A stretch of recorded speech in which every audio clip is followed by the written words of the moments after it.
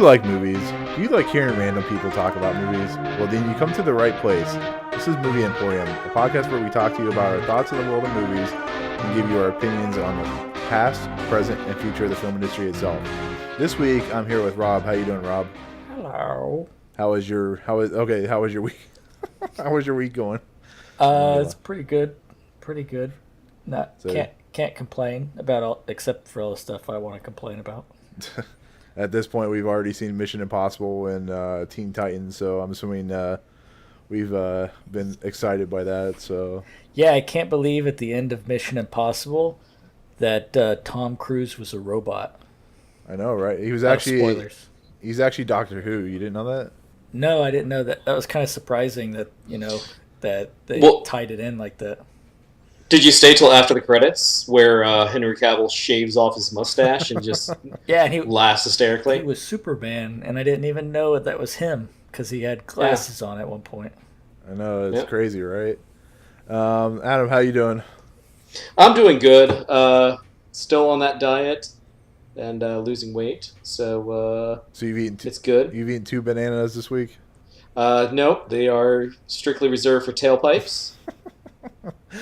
So if you haven't heard of our podcast before, we talk about movies, world of movies. We pick a topic each week and talk about it for like about a half hour. So this week we are allowing Rob to pick the topic. And what did you decide on there, Rob?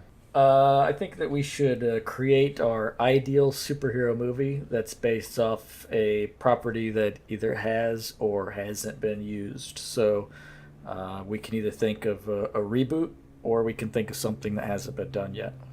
Awesome. And do you want to do this as a group or do you want to do it like each individually? We could start individually if we all have kind of ideas and maybe see where it goes from there. Okay. Since Rob, you came up with the topic, I'll let you go first. So the first one that comes to mind is like one of my dream projects that I've always wanted to direct. I don't know if I'll ever get the chance because I don't know if they'll ever make this movie again because they tried and it was so bad that I don't know if it's just been permanently blacklisted. But I've always wanted to make a live action Dragon Ball movie, and I've always had an idea that I came up with years ago when I was back in college, and like obviously I would want to do a trilogy, and you kind of have to start with Dragon Ball, which is when the main character Goku is like a younger boy. And I'm not going to go James Gunn humor here, by the way, even though I'm talking about little boys. Who's that? So essentially the idea that I have kind of mixes. I don't know, hardcore fans may not like this too much, so I already would have a lot of people complaining, I think. But so in the original Dragon Ball, there's like 2 major kind of villain factions in there. There was the Red Ribbon Army, and there was Piccolo. Piccolo was kind of like the main villain of the series that carried over into when it became Dragon Ball Z. And basically the idea I had was that the Red Ribbon Army is searching for the Dragon Balls to go around the world, and they kind of figure out a way that they can find its energy signal, which is kind of like character Bulma. She has a little dragon radar that she can search for the energy signal. And so as they're searching around, they find out in the desert, they find that buried in like a sarcophagus, there is this little kind of box kind of in the original comic it was more like a vase, but I would change it to kind of a box, supposed to kind of be like Pandora's box, and it's got a Dragon Ball on top. So they pull the box out and they pull the Dragon Ball off of it, thinking that we'll just discard the box because we don't care about it, unknowing that the Dragon Ball was actually sealing that box, which was keeping Piccolo inside, which leads to like the old mythology of Kami, that's the protector of Earth who split from Piccolo. If anybody doesn't know about Dragon Ball, this probably all sounds like nonsense, really. But Yeah, you've kind of lost me because I know nothing about Dragon Ball. so anybody Sorry, that that's why I'm does so- know, maybe they'll follow me. But so essentially, the Red Ribbon Army is responsible for unleashing Piccolo back onto the Earth, and he he kind of comes out and sees that the Red Ribbon Army could be to kind of bend to his will so that he can become like the ruler of the earth and King Piccolo. And so he kind of takes control of this Red Ribbon Army for them to go off to get the Dragon Balls. And that would kind of be the basis of the threat of the movie. And then the general idea of Goku traveling the world with Bulma, who's also searching for the Dragon Balls, is what kinds of brings them to the head. But that would kind of be the setup of the villains. And Now, the question is, would Justin Chatwick be in this movie? yes, he would be the star. We would de-age him so he could play about a 12-year-old, because Goku would have to be about 8 to 12. So we'd probably just de-age him. Would we turn him into like Michelle Pfeiffer de-aging? Yeah, well, I was thinking what we would do is we would get like a little person, Right. and then we would just like in post, kind of like Justice League, but we would just put Chatwin's face onto the little person. Now, would there be some mustache removing technology with fake flexible faces and rubber faces and stuff? We could do that, yeah. Yeah, we could probably get away with that. Nah. I think So, go one thing I always thought about a Dragon Ball movie is that because the hair is so crazy and some of the action is so crazy, that it really feels like a movie that would have to be a motion capture film.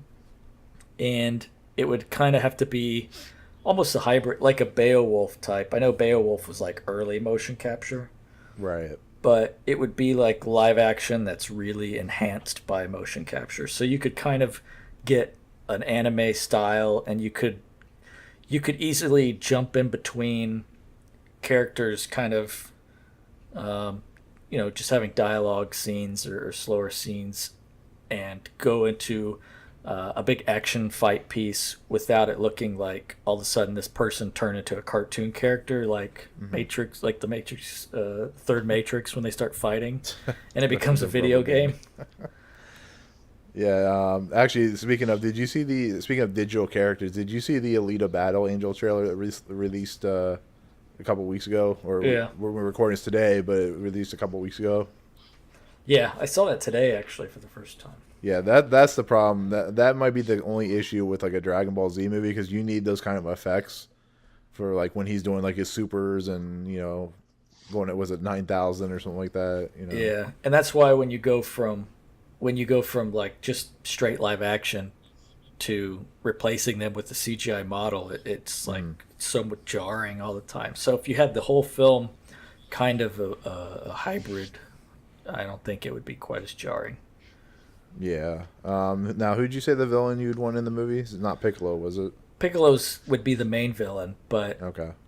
he'd be the main villain of the movie, but it would incorporate Red Ribbon Army, because there's so much that happens in Dragon Ball. I mean, it's a series in itself, and you could make 3 movies just on Dragon Ball, but nobody wants to see 3 movies on Dragon Ball. Everybody wants to see like Vegeta come in and the Saiyans come in. So the idea is that the first movie would be Dragon Ball, where you'd have Piccolo, and he would be the main threat. The second movie would jump into Dragon Ball Z, where Goku's older. I think he's like in his 20s or whatever. Vegeta gets introduced in the Saiyans, and then the third movie is when they go off to Planet Namek, and Frieza would be there. And so that would kind of be that trilogy, and ending at Frieza. And a lot of people would probably want to see like Cell and I don't know so much about Boo if they'd want to see that, but really I think the most solid part of the series always went up to the end of the Frieza saga, because that always kind of felt like where it should have ended, but they just kind of kept going because it was so popular. But really, like, the end of the Frieza saga is where I think the most solid like film franchise would live at. Yeah. Who could you see like directing this type of movie? Me or Yuri. let's see. I'm trying to think of a few movies I've seen recently. I think somebody that is I think an Edgar Wright could probably do something like that. I think the guy that did the first John Wick Yeah. would be pretty good. Which I think he did Deadpool. Right. Deadpool 2, yeah. Because he was an effects guy, Hmm. so I think that he would have a good grasp on mixing effects and live action, and kind of I think he'd be pretty good at that kind of hybrid. What do you want to call it? Yeah, hybrid live Hybrid action. motion capture. Yeah, Yeah. yeah. I think he'd be a pretty good choice for it. Awesome. And what about you, Adam? What do you have? Rob should have definitely gone last. Uh, since I didn't read this stuff until about 7 o'clock yesterday, or when we decided to Record. push back the recording due to work. So I really didn't really give it thought until probably about 15 minutes before 7 o'clock. Mhm. So my idea would be kind of mixing, oh my gosh, Chronicle with the Heroes TV show. Okay. To where there's like multiple events throughout the world, like kind of like in Chronicle, how like the meteorite uh, gave people abilities, and everyone started out with the same base abilities, but the more you trained and worked with it, it kind of became unique to your own, and it would show essentially the beginning of it would show the downfall of kind of like the Earth, because everybody would be using their powers for their own ill-gotten gains, and a few people would step up to try to be the good guys and save everybody. But we would really see that line being crossed to, you can't have good without evil and evil without good. But where would you draw the line? Kind of like that Ra's al Ghul line. Would you kill to stop evil? And then at what point does that turn you evil? So it kind of go on like that with the development of the characters, just learning their abilities and gaining new abilities through essentially training themselves. But everybody would have those same base abilities to start with, and then we just see the evolution of those powers. And essentially, at the very, it would be more than one movie just because the character development. The first movie would be almost all character development, just explaining what's going on. But then you would find out at the end that it was kind of maybe just an all alien experiment where they come to us and now it's us versus them type deal. Now, who could you see like playing some of the parts? I mean, it's up to anybody.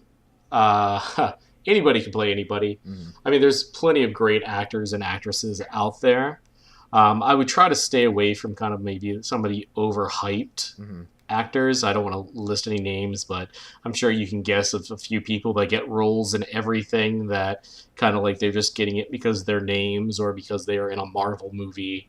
But I mean, directing, I'd probably definitely want Gareth Evans from The Raid. Oh, okay. Yes, that'd be cool. Just because just because of those, fight scenes in The Raid, I would definitely like to see that elevated with maybe more special abilities. I can't remember who directed Crouching Tiger, Hidden Dragon.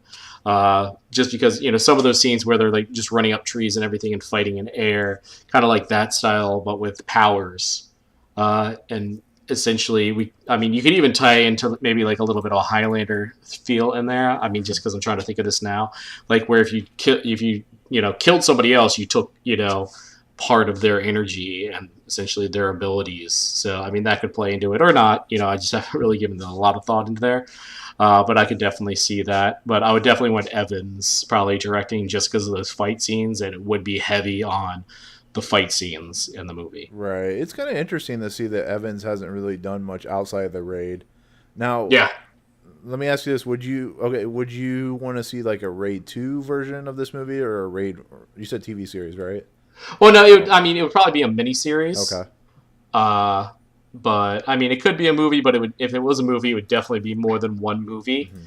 I could definitely see maybe a Netflix 12-episode series on it, where it could evolve into more than that. But if I would have planned it out, it'd probably be like a 12-episode, maybe tops 14, like miniseries. But I would definitely want more than just one lead actor because the stories would be from more than one point of view. Yeah. Yeah, no, that sounds really interesting, actually. I don't know much about the storyline you're talking about, but What's my storyline?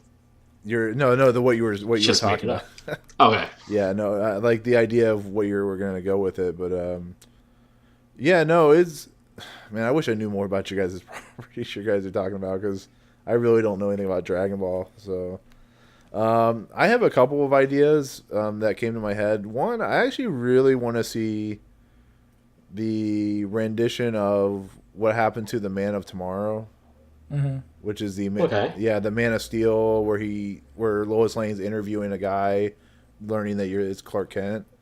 But just the idea of that story of, I remember it's an Alan Moore comic, right? That's Alan Moore wrote the comic to that. Sounds. I think so. Let's see. No clue. Yeah, but you know, you remember the story though, right?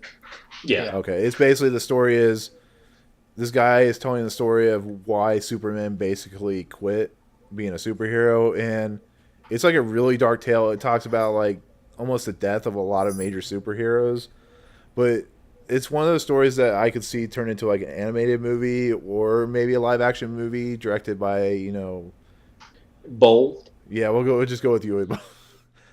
But yeah, no, like it would be interesting to see you bring all these comic book characters in that you see into a lot of the TV series and whatnot, and they turn it into like a big budget live action movie. You know, it deals with Brainiac and stuff like that, which is thank God they're finally bringing Brainiac into a movie.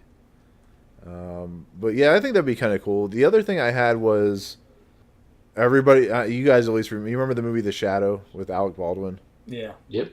I really want to see that remade with like a Spike Alec Lee. Baldwin. Yeah, not with with James Gunn directing. No, I really want to see that with like a Spike Lee influence to it, or a Damien Chazelle, somebody who doesn't do a lot of action movies, but I like the idea of a superhero that is just a regular guy that can turn himself into as it's put as a shadow. And I would like to see that, be set back in like the 30s or 40s, but done more on a grand scale with less crappy villains. I mean, I love Tim Curry, but he was awful in that movie. No. Well, I mean, yeah, I guess the shadow does make him jump out of a window. Which The is pretty shadow funny. knows. Exactly. But like, it was just an interesting concept of, the character is like this rich guy, for some reason they're all rich people in these comics, but he goes, he has the Batman Begins style beginning, and then he turns into the Shadow. But I'd like to see kind of like a Dick Tracy style to it, where like it has these outlandish characters and the sets they're real, but they're not, they don't look real, that type of thing. And the Shadow has to face off against his nemesis. I was trying to look up what his nemesis was because I haven't read the comics in a long time, but I mean, I can see like I said, a lot of people are iffy on Spike Lee, but I watched Inside Man, and I this movie Black Klansman's coming out, and it's just he's an interesting filmmaker to take on something like this because he would give it a real gritty style. Because I feel like The Shadow could be like really gritty and really dark. It could almost be R-rated. I would have said Spawn, but that's already apparently being made with Blumhouse and all that stuff, but I don't know. I think what's that? You mentioned Dick Tracy. That'd be another one that would be cool if Warren Beatty would ever give up the rights to it. Yeah, whatever happened to that R-rated version of it? I don't know. I didn't even hear about that. But yeah, I mean, like I said, when I mean like gritty, it doesn't have to be like super violent, but when you look at movies like Dread, they have like dirty grittiness to it. Every time you see the 30s in New York, it all seems like clean. And when you look at Newsies, like everything's clean. Like make it like grimy and dirty. Make it like a Batman style, a Christopher Nolan Batman style, where this guy learns his art and then goes on a rescue rampage or rescue vendetta. And I mean, I don't know. That's probably doesn't really make a whole lot of sense, but I think it could be kind of cool. Kind of like I mean, Sin City was more modern day, but it kind of had that old gritty vibe to it. Yeah, it was, like I said, you could always. I always thought about maybe doing like a cell shaded, maybe a rotoscope, which could be kind of cool, or a it could be vibrant, but it could also be dark at night and dark and really gritty and really like you said with Sin City or Batman Begins or Dark Knight, that type of thing. But yeah, I mean Damien Chazelle is one of those people. He creates his movies through feeling and ideas, and like for instance, La La Land was told through music, but the way it was incorporated into the movie, it just has this real cool style to it. So I mean that's kind of like where I would go with it. So, but yeah, no, like I said, I definitely want to see the whatever happened to the Man of Tomorrow. But was there any like graphic novels or comics that you guys would want to see brought to life that hasn't been brought to life yet?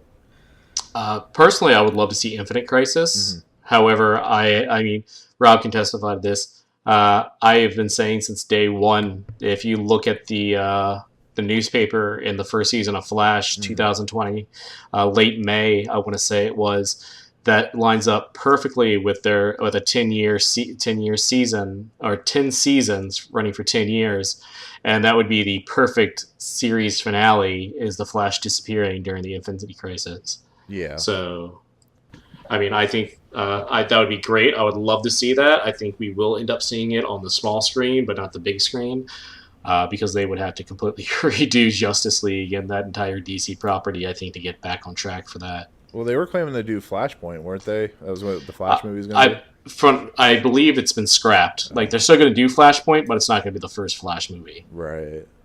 But what about you, Rob? There was a comic, I can't remember what the name was. A friend of mine turned me on to it, and I read it. It was really cool. I wish I could remember the name. It was about mermaids, but it was like The Little Mermaid.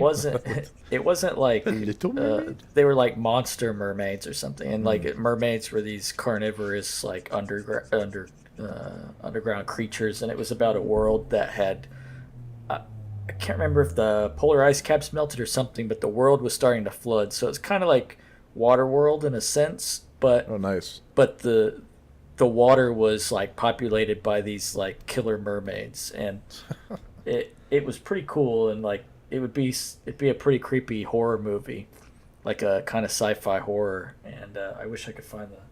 Is it a prequel to Cabin in the Woods? Yeah, probably. Actually, Danny, who you guys both know, actually turned me on to Old Man Logan. Oh yeah, and that would be. Once Disney actually buys Fox, I don't think that'll ever happen. But he told me the storyline. I kind of read into like how Wolverine kind of goes insane and starts killing people and stuff like that. I think that would be an amazing like follow up to Logan if they ever rebooted the series and made like a hardcore R-rated Wolverine movie. I think where we can actually see legit Berserker rage. Exactly. But yeah, no, I think those would be some really good comics. You have to let me know what that one was, Rob, because that sounds fantastic, believe it or not. Yeah. Well, I would love to see Dante's Inferno. Oh yeah, that'd be cool. It would have to be completely edited, and it could not be one movie. It would probably have to be a trilogy. But I think Dante's Inferno would be an amazing movie. I mean, they made a game out of it, and I thought the game was pretty good. Yeah. But the game doesn't do the poem justice if you actually read through, all the circles of hell. And I think a movie of that would be outstanding. It would be a straight up rated R movie. There's no way you can make it below an R. But it would definitely be an amazing movie if they did the poem justice. Exactly. Before we head out, because we're almost up on time, I forgot to ask this to you guys the last episode we recorded. What was your favorite of the DC Comics trailers that were released during Comic-Con? Which of the two was it? There was Aquaman and Shazam.